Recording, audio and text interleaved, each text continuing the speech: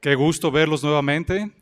Es para mí un privilegio, ¿verdad? Y una bendición de Dios que me permite estar con ustedes compartiendo la palabra.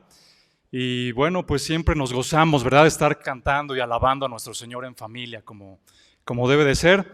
Los hermanos de Cuapa les mandan un afectuoso saludo y yo les llevo uno de regreso de parte de ustedes. Que el Señor les bendiga. Y hermanos, vamos a orar para dar inicio a la palabra de Dios. Por favor, inclina tu rostro. Señor, gracias Dios te damos en esta hora, porque has sido bueno grandemente con nosotros, Señor.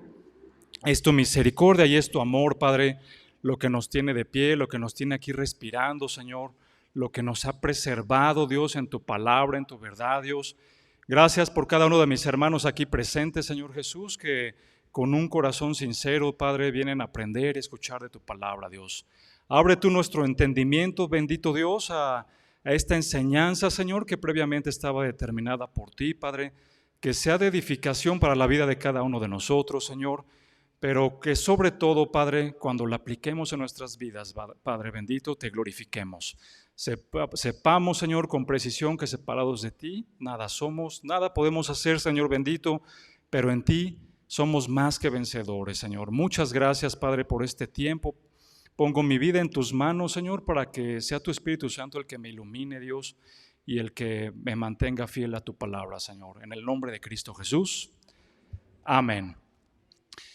Y hermanos, como ustedes saben, en la vida cotidiana, en la sociedad, dentro de la familia, tenemos nosotros como hijos de familia derechos, pero también tenemos responsabilidades, ¿sí? Y también tenemos consecuencias de no obedecer o de rechazar algo.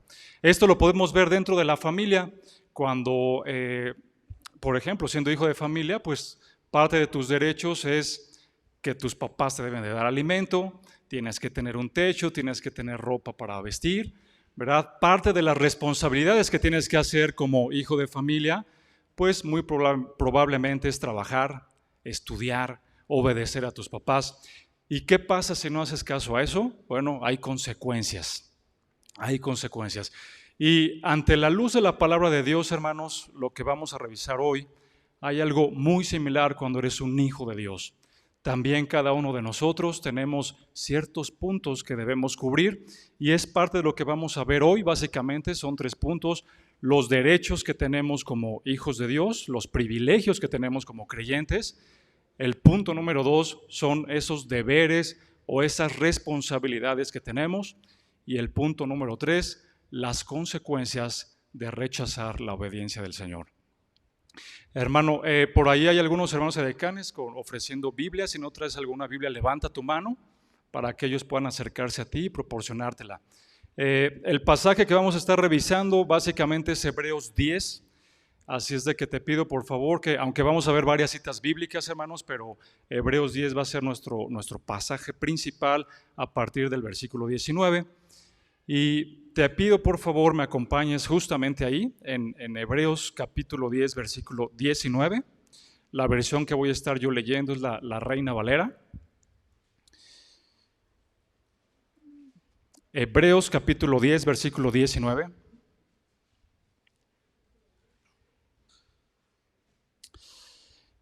Y que dice así: así que hermanos, teniendo libertad para entrar en el lugar santísimo por la sangre de Jesucristo, por el camino nuevo y vivo que Él nos abrió a través del velo, esto es, de su carne, versículo 21, y teniendo un gran sacerdote sobre la casa de Dios, acerquémonos con un corazón sincero, en plena certidumbre de fe, purificados los corazones de mala conciencia y lavados los cuerpos con agua pura.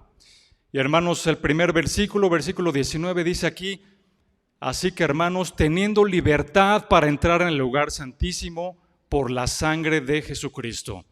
Y hermanos, esta palabra libertad, si yo hiciera una analogía con lo que vivimos en el mundo coloquial, cuando tú vas a la casa de algún conocido, de algún vecino y demás, no te sientes con la suficiente confianza para abrir el refrigerador de tu vecino, sacar alguna fruta, sacar algo que se te antojó de ahí. ¿Sí? Esta palabra libertad va muy enfocada a ese estilo de vida confiado que tenemos en Cristo como hijos de Dios. Esta libertad es la que tú puedes observar cuando en tu casa sí puedes hacer todo lo que quieras, ¿verdad? Como ir, preparar lo que se te haya antojado y poder comer. Y hermanos, aquí en este texto vemos que como hijos de Dios nosotros tenemos esta libertad y ojo, es para entrar en el lugar santísimo por la sangre de Jesucristo. El lugar santísimo, hermanos, ustedes recordarán que a través del libro de Éxodo, nuestro Dios le da instrucciones precisas a Moisés para que él construyera el tabernáculo. ¿Y se acuerdan cómo estaba separado el tabernáculo? ¿Cómo estaba seccionado? Eran 3 secciones básicamente. Teníamos el atrio, teníamos el lugar santo y teníamos el lugar santísimo también. Dentro del atrio, que es el patio de este tabernáculo, encontrábamos básicamente el altar de bronce y la fuente. En el lugar santo, hermanos, se encontraba una mesa cubierta con los panes de la proposición de un lado y del otro lado teníamos el candelero de oro y al frente el altar de incienso. Posteriormente de esa segunda sección, entonces entrabas al lugar santísimo. En el lugar santísimo, recordaron ustedes que teníamos básicamente 2 cosas: el arca del pacto, las tablas con la ley y la vara de Aarón dentro del arca del pacto, ¿verdad? Las tablas y la vara de Aarón es lo que se encontraba aquí. Ahora, hermanos, el único que podía entrar cada año a ese lugar era el sacerdote. Y antes de entrar, hermanos, tenía instrucciones precisas y concisas para poder entrar ahí. No podía hacerlo en cualquier fecha, tenía que vestir de alguna manera, tenía que presentar primero que nada un sacrificio por los pecados de él, para poderse acercar a ese lugar santísimo. Posteriormente tenía que ofrecer sacrificio por el pecado del pueblo, ¿verdad? Entonces era algo muy delicado, hermanos, era algo sumamente importante ante los ojos de Dios. Y aquí la palabra del Señor nos dice ahorita claramente en este versículo 19 de Hebreos que nosotros como hijos de Dios ahora tenemos ese privilegio de entrar directo, hermanos, al lugar santísimo. Y no solamente una vez al año, sino que cada que nosotros queramos acercarnos más a la presencia del Señor, somos libres para hacerlo, hermanos. En la mañana, en la tarde, en la noche, cuando meditas en la palabra de Dios, cuando oras, cuando te encomiendas al Señor, cuando lo exaltas, cuando lo alabas, estamos entrando, hermanos, a esa comunión con Dios y todo esto es gracias a la sangre de Cristo. Ahora, dice aquí el texto que estaba dividido por un velo. Había un velo, hermanos, que dividía el lugar dividía el lugar santo y el lugar santísimo. En el capítulo 20, versículo 20, podemos ver esto: por el camino nuevo y vivo que Él nos abrió a través del velo, esto es de su carne. Y veamos, hermanos, cómo estaba seccionada esta parte a la luz del Antiguo Testamento. Acompáñame a leer, por favor, Éxodo capítulo 26, versículo 31. Éxodo capítulo 26, versículo 31. Dice: también harás un velo de azul, púrpura, carmesí y lino torcido. Será hecho de obra primorosa con querubines. Versículo 32. Y lo pondrás sobre 4 columnas de madera de acacia cubierta de oro. Sus capiteles de oro sobre basas de plata. Y pondrás el velo debajo de los corchetes y meterás allí del velo adentro el arca del testimonio, y aquel velo os hará separación entre el lugar santo y el santísimo. Pondrás el propiciatorio sobre el arca del testimonio en el lugar santísimo, y pondrás la mesa fuera del velo y el candelero enfrente de la mesa al lado sur del tabernáculo, y pondrás la mesa al lado del norte. Y hermanos, hay una invitación aquí, ¿verdad?, para que nosotros a través de ese velo podamos acceder al lugar santísimo, al lugar donde el Señor nos permite entrar como parte de su iglesia, como parte de su cuerpo. Y dice aquí, este camino, ¿verdad?, es a través de su carne, es a través de Cristo. Hermanos, en Juan 14:6 vemos que Jesucristo dijo: yo soy el camino, la verdad y la vida. Nadie viene al Padre si no es por mí. Entonces, a través del sacrificio que Cristo hizo en la cruz, es como tú y yo, hermanos, podemos acercarnos confiadamente a ese lugar tan santo que es el lugar donde estaba la gloria de Dios en el Antiguo Testamento, y que hoy, por esa sangre derramada por Cristo en la cruz del Calvario, tenemos acceso ilimitado a la presencia de nuestro Señor. En el Antiguo Testamento, hermanos, en Hebreos 9:25 nos dice, ahí una hoja atrás de donde estamos, de Hebreos 10, dice: y no para ofrecerse muchas veces como entra el sumo sacerdote en el lugar santísimo cada año, con sangre ajena, no como lo hacía el sumo sacerdote cada año, ¿verdad? Aquí nos confirma la palabra de Dios que esto era cada año y además era con sangre ajena. Hermanos, qué gran invitación para podernos acercar siempre a la palabra del Señor. El versículo 21 dice: y teniendo un gran sacerdote sobre la casa de Dios. Y hagamos aquí una breve pausa, hermanos. Tenemos un sacerdote que no es un humano, no es una persona que sin ninguna autoridad puede decir que tus pecados son perdonados. El sacerdote que nosotros tenemos es Cristo Jesús, el único que tiene el poder, el único que tiene la autoridad y el derecho, hermanos, para perdonarnos, porque Él llevó en esa sangre, en la cruz, el castigo que tú y yo merecíamos. Ese es el sumo sacerdote que nosotros tenemos ahora, no un hombre mortal. Alguien que tiene la autoridad para perdonar nuestros pecados y echarlos al fondo del mar, como dice Miqueas 7:19. Versículo 22 de Hebreos: acerquémonos con corazón sincero, en plena certidumbre de fe, purificados los corazones de mala conciencia y lavados los cuerpos con agua. Estamos en el primer punto, hermanos, que son los privilegios que tenemos como hijos de Dios.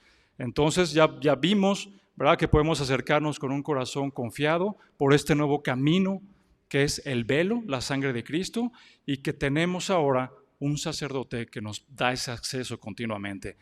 Pero hay aquí algunos puntos que también nos señala la palabra de Dios, y es la forma en que debemos de acercarnos a ese lugar santísimo. Y dice aquí, acercándose con un corazón sincero en el versículo 22. Y hermano, acercarte con un corazón sincero solamente puede ser a través de aquellos que hemos experimentado el perdón de pecados. Solamente a través, hermanos, de un corazón contrito, entristecido por el pecado, donde verdaderamente reconocemos que separados de Dios nada podemos hacer.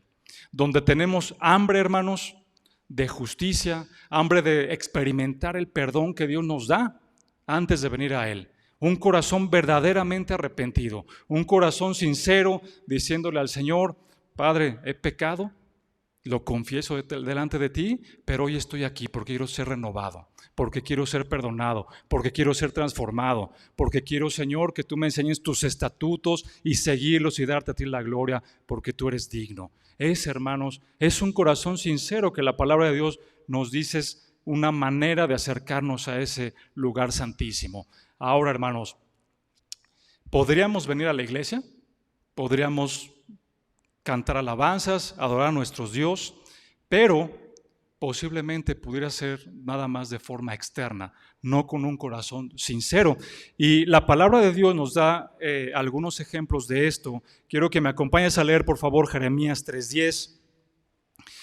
Jeremías 3:10, el Señor está señalando a Judá cómo era el comportamiento delante de Dios.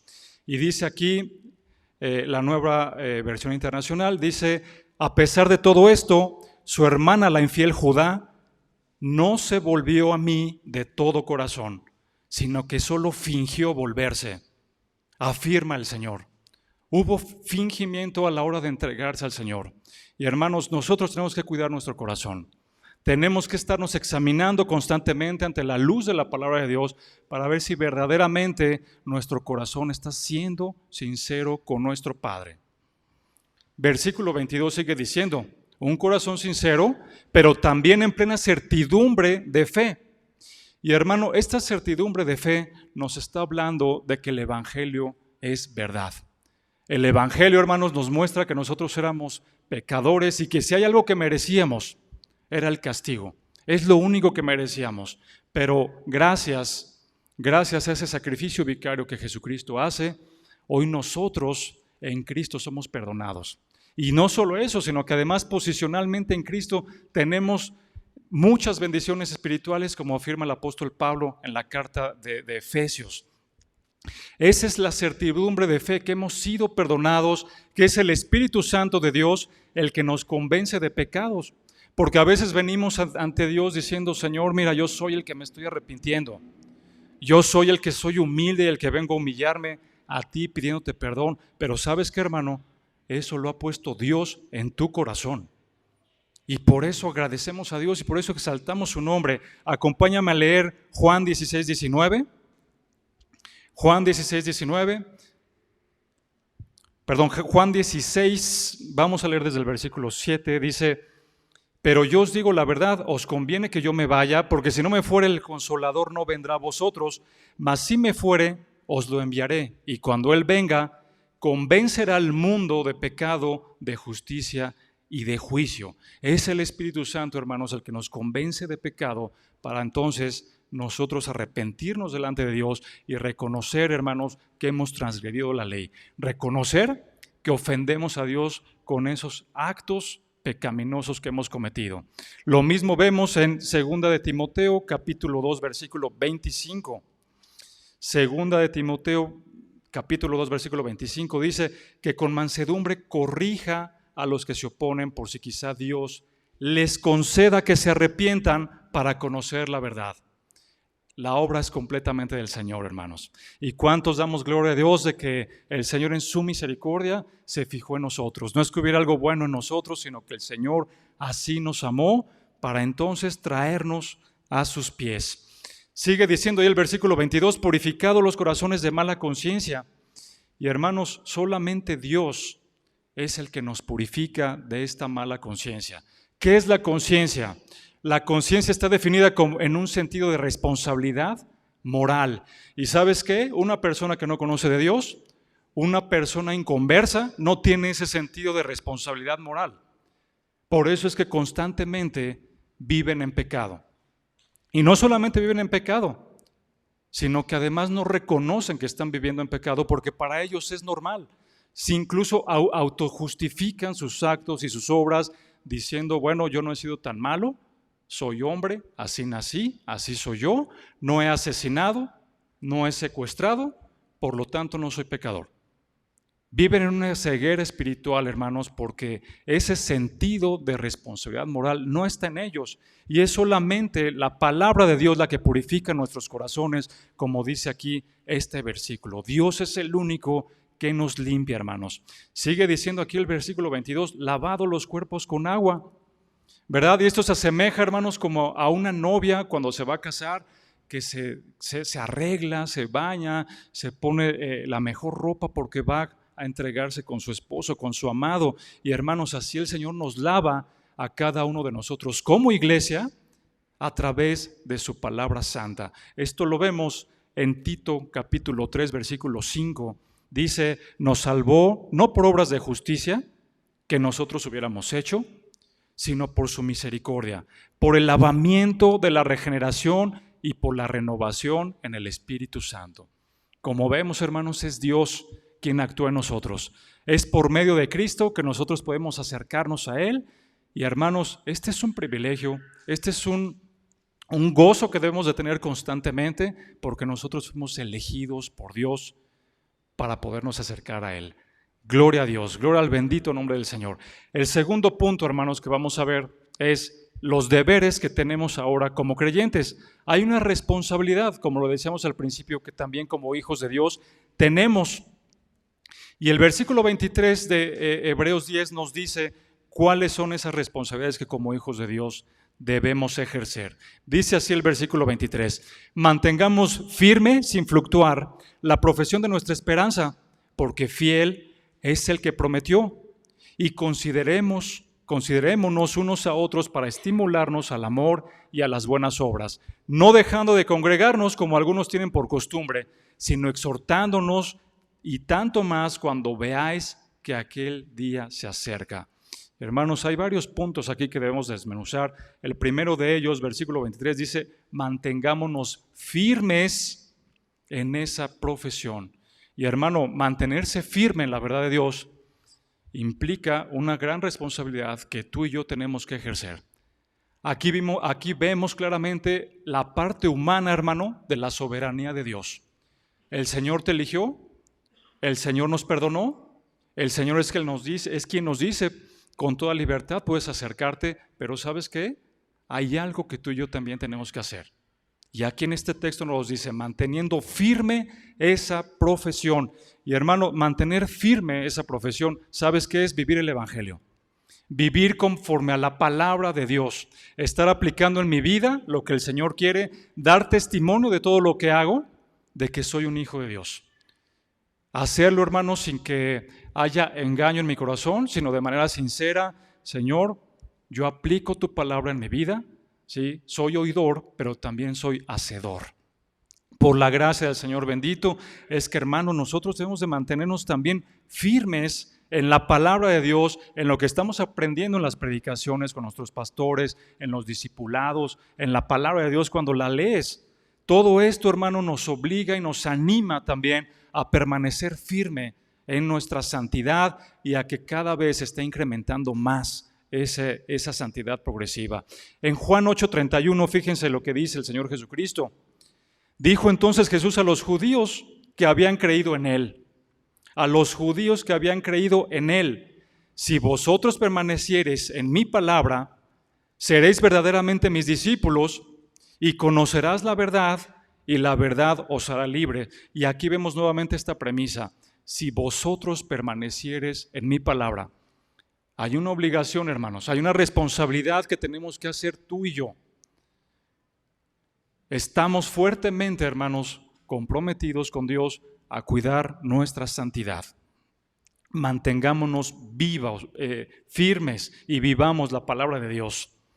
En Juan 17 dice, tu palabra es verdad, santifícalos en tu verdad. A través de la palabra de Dios, hermanos, somos santificados y es la única manera de que nuestras conciencias sean regeneradas y poder vivir un evangelio claro delante del Señor. Versículo 24, nuevamente, una responsabilidad que tenemos más como hijos de Dios. Considerémonos unos a otros para estimularnos al amor y a las buenas obras. Un corazón sincero, hermanos, un corazón que debe de vivir en comunión, estimulándonos al amor, es decir, animándonos en amor unos a otros. Y hermanos, como familia de Cristo, como hijos de Dios, tú y yo tenemos que estar haciendo eso, entre hermanos, estándonos animando, ¿verdad? Preocuparme por mi hermano, preocuparme por mi hermana, ver en qué le puedo ayudar, ver cómo lo puedo motivar, ver cómo le puedo en Cristo, ¿verdad? Con amor. Porque esto significa el animarnos unos a otros, siempre estar pensando con amor en cómo hacer bien a mi prójimo, cómo hacer bien a mi hermano. Y hermanos, esto es parte de las responsabilidades que tenemos como iglesia. ¿Quiénes seríamos, hermanos, para no perdonar el agravio de un hermano o una hermana hacia nosotros? Cuando el Señor nos ha perdonado tantas cosas. Debemos de perdonar, debemos de amar, debemos de vivir la palabra. Sigue diciendo ahí el versículo 24, hacer buenas obras, animarnos unos a otros y también buenas obras. Y hermanos, sabemos que la salvación no es por obras. Sabemos que somos salvos por la gracia del Señor Jesucristo, que es lo que vemos ahí en Efesios 2:8. Pero hermanos, las buenas obras deben de ser forzosamente un reflejo de que hemos sido salvos, de que hoy somos salvos. Ese es un reflejo que como cristianos, como hijos de Dios, denotamos en esta nueva naturaleza que Dios nos ha concedido. Hacemos buenas obras porque somos salvos, porque Dios nos ha transformado. No lo hacemos al revés, hermanos. Entonces, el Señor es bueno. En Efesios 2:10 nos dice, porque somos hechura suya, creados en Cristo Jesús para buenas obras, las cuales Dios preparó de antemano para que anduviésemos en ellas. Entonces, estamos viendo aquí, hermanos, varias responsabilidades que tenemos como hijos de Dios. Versículo 25, no dejando de congregarnos, como algunos tienen por costumbre, sino exhortándonos, y tanto más cuando ves que aquel día se acerca, no dejando de congregarnos.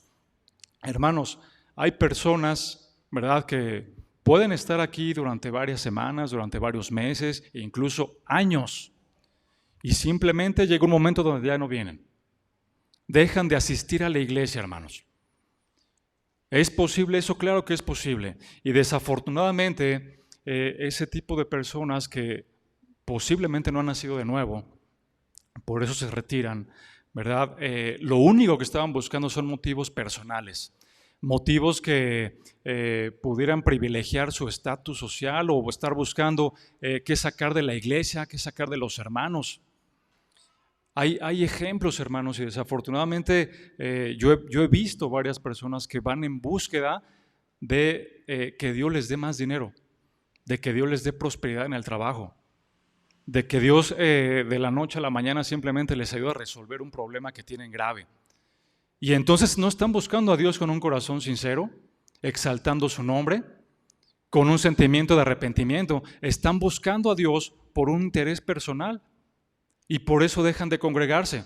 Cuando las cosas no salen como ellos quieren, simple y sencillamente se van. Y aquí el texto nos dice, no dejando de congregarnos.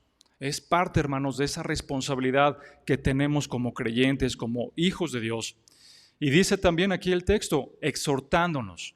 Exhortándonos. Quiere decir, hermanos, que debemos de estar animando, que fervorosamente debemos de estar pidiendo a los hermanos que cambien algún patrón que es incorrecto ante la palabra de Dios. Eso es exhortándonos. Y hermanos, en amor estamos obligados a exhortar a los hermanos, a decirles cuál es el error en el que pudieran estar viviendo o estar cometiendo, ¿verdad? Porque es parte, hermanos, de nuestro estilo de vida como hijos de Dios. Dice Efesios 4 que el Señor nos dio dones para que fuéramos edificados como cuerpo de Cristo. Y hermanos, el punto número 3 habla de las consecuencias del rechazo a Cristo. Vimos el punto número 1, que son los derechos que tenemos como hijos de Dios. El punto número 2, las responsabilidades. Y este es el punto número 3 de las consecuencias del rechazo a Cristo. Dice el versículo 26, porque si pecáremos voluntariamente, después de haber recibido el conocimiento de la verdad, ya no queda más sacrificio por los pecados, sino una horrenda expectación de juicio y de hervor de fuego que ha de devorar a los adversarios. Versículo 28, el que viola la ley de Moisés por el testimonio de 2 o 3 testigos, muere irremisiblemente. Versículo 29, ¿cuánto mayor castigo pensáis que merecerá el que pisoteare al Hijo de Dios y tuviere por inmunda la sangre del pacto en la cual fue santificado e hiciere afrenta al Espíritu de gracia? Hermanos, fíjense el versículo 26, si pecáremos voluntariamente, después de haber recibido el conocimiento de la verdad, ya no queda, hermanos, más sacrificio por los pecados. ¿Qué quiere decir eso? Hermanos, yo vine a la iglesia o alguna persona llegó a la iglesia, conoció el Evangelio, se deleitó en la palabra de Dios, entendió que separado de Cristo nada podemos ser, entendió que solamente la sangre de Cristo es la que nos puede perdonar de todo pecado, entendió que solamente a través del Señor Jesucristo tenemos ese acceso al Padre. Pero ¿sabes qué? Llegó un momento donde dejó de congregarse y voluntariamente decidió pecar. Es lo que está diciendo el texto. No está hablando, hermanos, de personas que no conocen a Dios. Está hablando de personas que se congregaban y que decidieron en algún momento simplemente dejar de hacerlo. Y no nada más eso, sino que voluntariamente deciden pecarse. Y hay, hermanos, muchos motivos por los que se puede alejar las personas de la palabra de Dios. El mundo, las tentaciones, la inmoralidad, el sexo, el poder, el dinero. Y quiero que veamos algunos ejemplos ante la luz de la palabra de Dios de cómo puede alguien alejarse de la fe. El primer ejemplo es Mateo 24, capítulo 9. Dice, entonces os entregarán a tribulación y os matarán, y seréis aborrecidos de todas las gentes por causa de mi nombre. Muchos tropezarán entonces y se entregarán unos a otros y unos a otros se aborrecerán. Aquí nos está hablando de persecución, hermanos. Por la misericordia de Dios en México, en nuestro país, ¿verdad? No hay tanta persecución para los cristianos, pero hay otras partes del mundo donde si tú profesas ser cristiano, si tú estás predicando la palabra de Dios, te encarcelan o incluso eres sujeto para que te den la pena de muerte. Y a veces, hermanos, por la persecución, una persona que no está firmemente en la palabra de Dios puede renunciar, puede separarse de la congregación, porque hay persecución y no lo quiere y entonces prefiere dejar las cosas de Dios. Otra razón, hermanos, por la que alguien puede dejar de congregarse y alejarse de la palabra de Dios es la falsa doctrina, la falsa enseñanza. Y para ello te pido, por favor, me acompañes a leer 2 de Timoteo 4:4. 2 de Timoteo 4:4 dice: porque vendrá tiempo cuando no sufrirán la sana doctrina, sino que teniendo comezón de oír, se amontonarán maestros conforme a sus propias concupiscencias, y apartarán de la verdad el odio, y se volverán a las fábulas. Hermanos, hay gente, ¿verdad?, que simplemente dejan de congregarse en la sana doctrina porque lo que quieren estar escuchando todo el tiempo es que el Señor les va a dar más dinero, que el Señor los va a prosperar en todo lo que hagan. Y dice aquí claramente el texto: se amontonarán conforme a sus propias concupiscencias. Entonces prefieren dejar la sana doctrina, prefieren dejar la iglesia del Señor para ir en búsqueda de alimentar el ego y alimentar la carne con falsos maestros, como dice la palabra de Dios aquí. O sea, hay un riesgo severo de que si tú no estás bien afianzado en la palabra de Dios, ¿verdad?, alguien puede endulzarte el oído con otra cosa y entonces caigas en la falsa enseñanza y te aleje de la palabra de Dios, te aleje del camino correcto de Dios. Otro punto por el que una persona puede dejar de participar de la iglesia y de la sana doctrina puede ser la tentación. Puede ser el amar tanto el pecado que en alguna circunstancia de su vida se presenta, ¿verdad?, alguna irregularidad en el trabajo, posiblemente adulterio, inmoralidad, y entonces deciden no venir a la luz, deciden vivir en ese pecado. Juan 3:19, hermanos, nos dice: y esta es la condenación, que la luz vino al mundo, y los hombres amaron más las tinieblas que la luz, porque sus obras eran malas. Porque todo aquel que hace lo malo aborrece la luz y no viene a la luz para que sus obras no sean reprendidas. Ellos voluntariamente, hermanos, deciden ir en esa tentación y deciden no venir a la luz porque aman más las tinieblas. Esta es otra razón, hermanos, por las que alguien puede alejarse si no estás perfectamente afianzado en Cristo y en lo que su palabra enseña. Hermano, lo que el mundo ofrece también es otra razón por la que alguien puede desertar. Mira lo que le dice el apóstol Pablo aquí en 2 de Timoteo capítulo 4:10. Dice 2 de Timoteo capítulo 4:10: porque Damas me ha desamparado, amando este mundo, y se ha ido a Tesalónica. Crescente fue a Galacia y Tito a Dalmacia. Entonces Demas, hermanos, dice el apóstol Pablo, amando este mundo, se ha ido. Un discípulo, un seguidor del apóstol Pablo, simplemente se fue por amar el mundo. Y hermano, esto nos debe de llevar a la reflexión de que constantemente debemos de nutrirnos de Dios, de su palabra, de su verdad. No acceder al mundo. La vida del cristiano es esa: estar huyendo constantemente de la tentación, del mundo, de nuestras propias concupiscencias, clamando a Dios por ayuda para que nos transforme, para que vivamos como el Señor quiere que vivamos. Otra razón, hermanos, que pudiera poner en riesgo nuestra santidad delante de Dios es el descuido. Puede haber alguien que descuide esa santidad delante del Señor. Veamos lo que dice ahí Hebreos capítulo 3, versículo 12.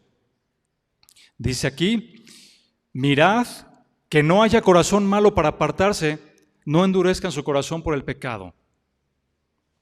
No endurezcan su corazón por el pecado. Y miren, revisen, vean que no haya un corazón malo para que se aparten. El descuido, hermanos, puede ser otra razón por la que alguien puede desertar. También, hermanos, puede haber incredulidad en la persona.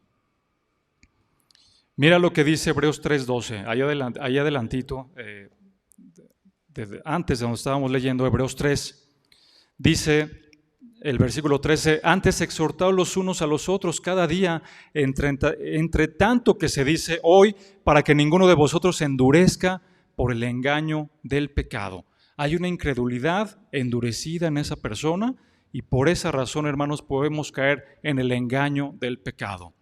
También, si las personas vienen de otras religiones con un arraigo fuerte, hermano, también eso puede ser un motivo para que deserten.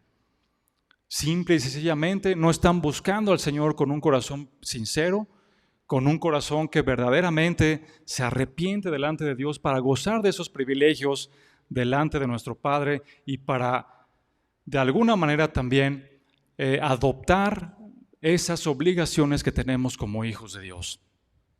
El versículo 27 dice, de Hebreos 10, regresamos a nuestro pasaje central, sino una horrenda expectación de juicio y de hervor de fuego para que ha de devorar a los adversarios. Fíjense cómo le está llamando a estas personas que gozaron de escuchar la palabra de Dios y que deciden pecar voluntariamente y dejan de congregarse. Les llama adversarios. Y dice aquí que hay una horrenda expectación de juicio y de hervor de fuego. Como la ilustración que nos presenta nuestro Señor Jesucristo en Lucas 16, cuando está esta parábola del rico y Lázaro, y dice el rico que está en un lugar de tormento, sufriendo. Y aquí el texto nos dice, ya no queda más sacrificio por ese pecado. Si alguien se aparta de la verdad, si alguien decide pecar voluntariamente, lo único que queda es una expectación de juicio y de hervor de fuego que ha de devorar a esos adversarios. Qué terrible, hermanos. Qué terrible la palabra de Dios se está dirigiendo a esas personas. Versículo 27 dice, devorar a los adversarios. Y hermanos, personas que no se han arrepentido, que no les interesa arrepentirse. Solo hay juicio. Solo hay juicio. No hay nada más, hermanos, que esperar para una persona así. Y un ejemplo vivo de esto que estamos diciendo es Judas. Judas fue un discípulo del Señor. Judas estuvo aprendiendo mucho de nuestro Señor Jesucristo. Parecía que era un cristiano, parecía que era un converso. ¿Y qué pasó al final? Decidió pecar voluntariamente. Decidió alejarse de la doctrina del Señor. ¿Qué raya, hermanos, tan fina hay, tan delgadita, entre lo que es ser un auténtico cristiano y alguien que solamente quiere aparentar ser cristiano? Versículo 28. El que viola la ley de Moisés, por el testimonio de 2 o 3 testigos, muera irremisiblemente. Hebreos 10, 28. El que viola la ley de Moisés, por el testimonio de 2 o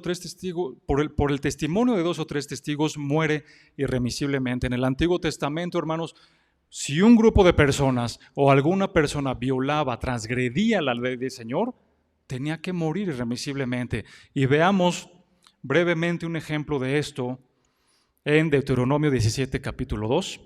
Deuteronomio 17, versículo 2, perdón. Deuteronomio capítulo 17, versículo 2.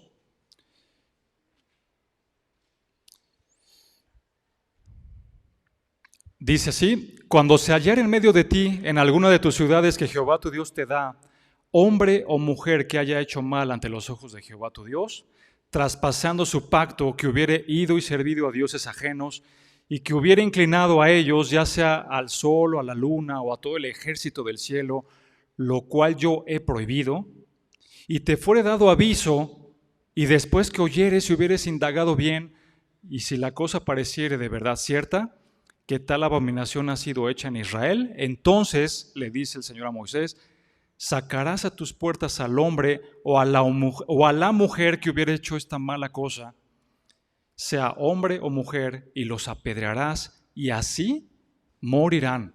Hermanos, qué delicado es esto. Y qué fuerte es esto. En el Antiguo Testamento era la manera en que el Señor le pedía a Moisés que siguieran sus leyes. Y aquí el capítulo de Hebreos nos dice que cuánto mayor no será el castigo para quien menosprecie la sangre de Cristo.